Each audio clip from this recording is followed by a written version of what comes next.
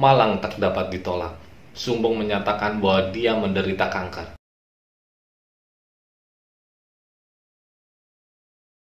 Juni 2011, sebuah acara pencarian bakat pertama kali muncul di televisi Korea Selatan yang bernama Korea's Got Talent.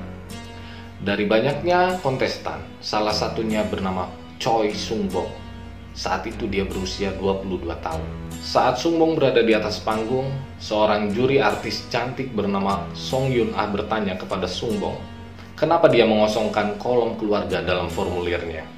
Dengan agak ragu, Sung-bong pun mulai menceritakan kisah hidupnya. Semenjak umur 3 tahun dia tinggal di panti asuhan, tapi pada saat umur dia 5 tahun, dia pergi kabur dari panti asuhan tersebut, dikarenakan banyak orang yang memukuli dia di sana.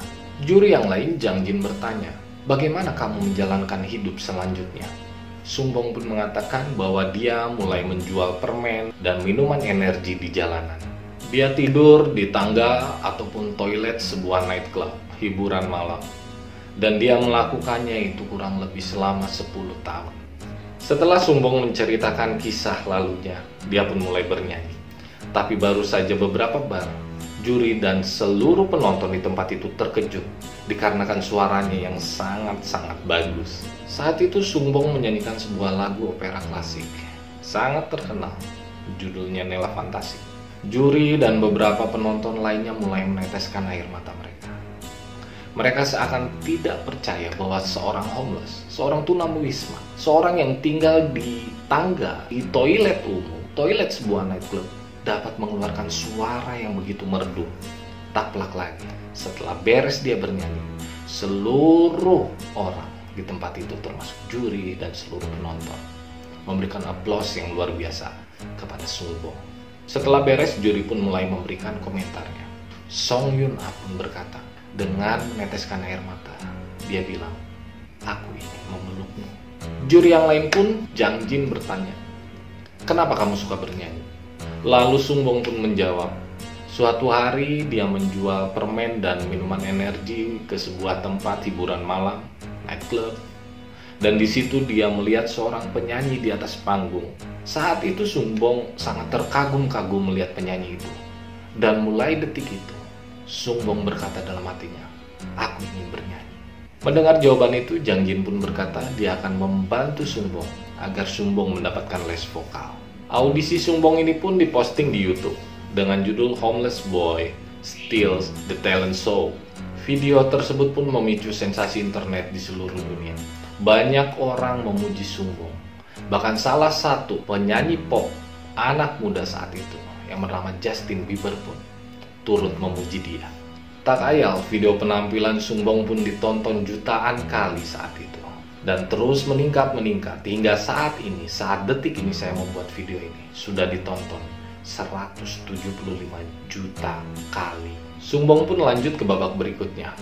Dia tetap konsisten menyanyikan lagu-lagu dengan suaranya yang baik. Akhirnya dia pun bisa sampai ke titik puncak di final. Di final dia bertemu dengan seorang dancer yang bernama Jo Min Jeong.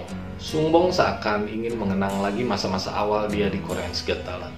Di final dia membawakan kembali lagu yang pernah mengangkat nama dia, Nella Fantasi. Tapi sayang sekali, di final itu dia kalah. Dia mendapatkan juara 2, dikalahkan oleh seorang dancer yang bernama Jo Min Jeong itu. Meskipun hanya sebagai juara 2 di ajang kompetisi tersebut, tetapi cerita dan suaranya telah memberikan harapan bagi seluruh orang di dunia. Memberikan harapan bagi seluruh homeless yang ada di dunia ini. Tunawisma yang ada di dunia ini. Seluruh orang-orang kecil. Dikarenakan itulah dia dilabeli icon of hope, simbol pengharapan. Dikarenakan suaranya pula, dia dilabeli orang dengan nama The Next Susan Boyle, atau ada juga yang menyebut dia Pol Pot-nya Korea, di mana kedua orang tersebut adalah juara dari ajang pencarian bakat di negara Inggris. Setelah Sung-bong mengikuti ajang pencarian bakat tersebut, mulailah dia masuk ke dalam dunia profesional. Banyak agensi yang mendekati dia dan merayu dia agar Sung-bong dapat mau bergabung dengan agensi mereka. Sung-bong pun mulai mendapatkan banyak undangan untuk tampil di berbagai tempat. Dia pun diundang oleh presiden dan berbagai acara resmi lainnya dari lembaga pemerintahan Korea Selatan saat itu. Dan tidak hanya di dalam negeri, dia pun diundang ke luar negeri, Amerika, Inggris, Spanyol, dan beberapa negara lainnya. Karir dia pun semakin melesat dengan merilis album pertamanya yang dia beri judul Slow Pots pada tahun 2014. Dan pada tahun 2016 dia pun membuat album keduanya yang dia beri judul I Pray. Malang terdapat ditolak. Pada bulan Januari 2021, Sumbong menyatakan bahwa dia menderita kanker yang telah menyebar ke seluruh tubuhnya. Kanker usus besar, kanker tiroid, kanker prostat. Dan saat ini dia sedang fokus untuk mendapatkan perawatan pengobatan.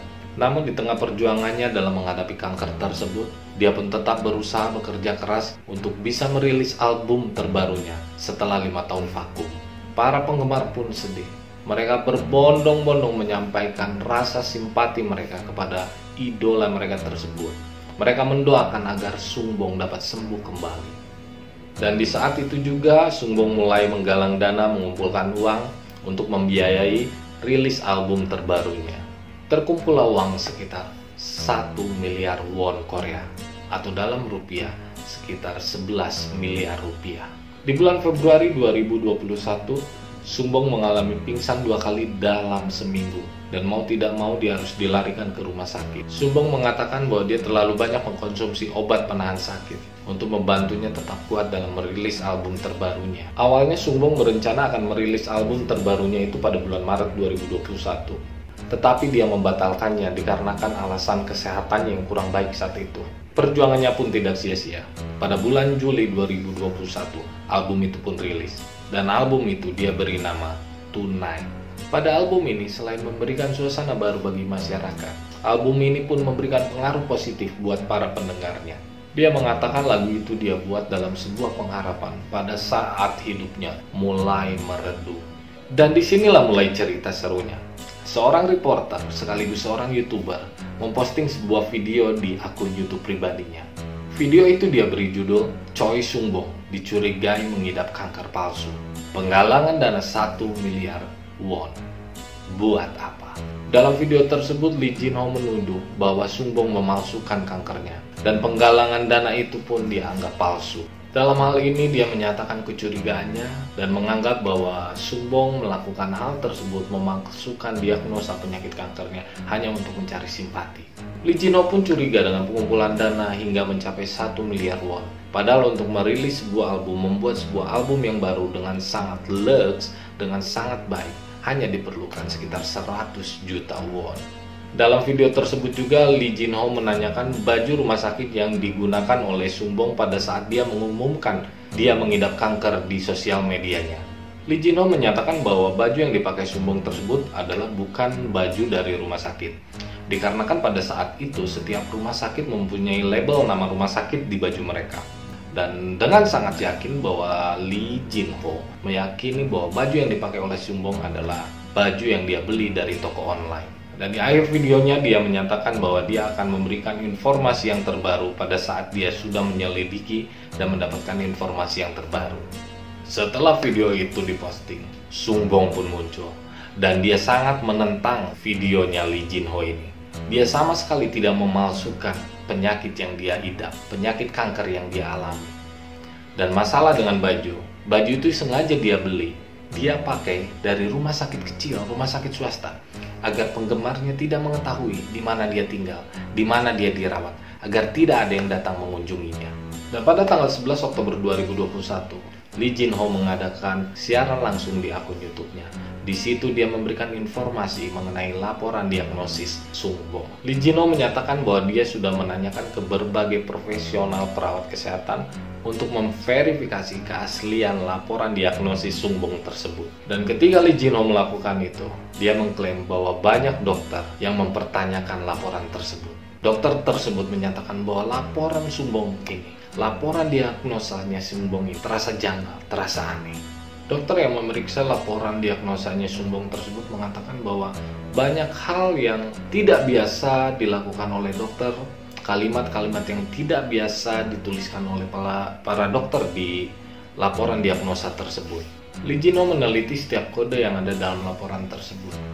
Setiap penyakit ada kode-kode tertentu dalam laporan itu. Dan di laporan tersebut ada kode yang menyatakan bahwa penyakit itu berkode C73.3. Tetapi C73.3 tersebut tidak ada dalam kode-kode penyakit. Dan juga pada saat laporan diagnosa yang pertama dan yang keduanya berbeda. Di laporan yang keduanya ada C73.3, tetapi di laporan yang pertamanya tidak ada C7.3. Jadi laporan ini dia katakan palsu. Dan akhirnya pada tanggal 29 Oktober 2021, setelah setengah bulan bungkam, akhirnya Sumbong pun keluar. Dan apa yang dia lakukan? Dia merilis kata maafnya melalui media online Export News. Sumbong meminta maaf dengan mengatakan, "Saya dengan tulus meminta maaf karena menyebabkan kehebohan sosial dan kekecewaan besar atas kontroversi memalsukan kanker saya.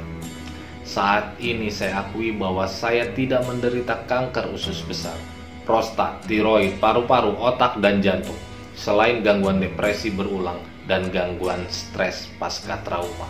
Saya bacakan biar tidak ada salah. Lanjut, "Saya ingin memberikan permintaan maaf saya yang tulus dan mendalam kepada semua orang yang telah mendukung saya sejak Korea Got Talent tahun 2011 dan memberi saya gelar Icon of Hope. Sekarang saya akan meletakkan segalanya dan tidak akan bermimpi ingin bernyanyi lagi. Saya akan merefleksikan diri bukan sebagai penyanyi, tetapi sebagai orang yang rendah hati. Saat ini saya bekerja di sebuah restoran kecil di pedesaan, sehingga saya dapat membayar kembali semua uang sponsor yang saya kumpulkan. Mungkin butuh beberapa saat, tetapi saya akan bekerja sepanjang hidup saya untuk membayar kembali uang sponsor yang diberikan semua orang. Dan saya akan merenungkan kesalahan saya dalam menipu orang." Wow, sedap men. Ya akhirnya semuanya terbongkar. Choi Sumbong dikenal dikarenakan kehidupannya penuh dengan drama. Memang hidup ini adalah panggung sandiwara. Setiap orang memiliki peran di dalamnya.